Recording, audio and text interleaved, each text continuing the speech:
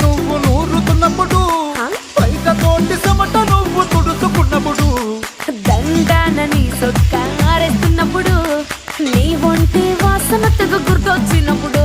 రెండు చేతులెత్తి జుట్టు ముడిసినప్పుడు జండు కత్తుకొని పడుకున్నప్పుడు అలసిపోయి నువ్వు ఆవలించినప్పుడు వచ్చుండై ఫీలింగ్స్ వచ్చి వచ్చి చంపేస్తుండే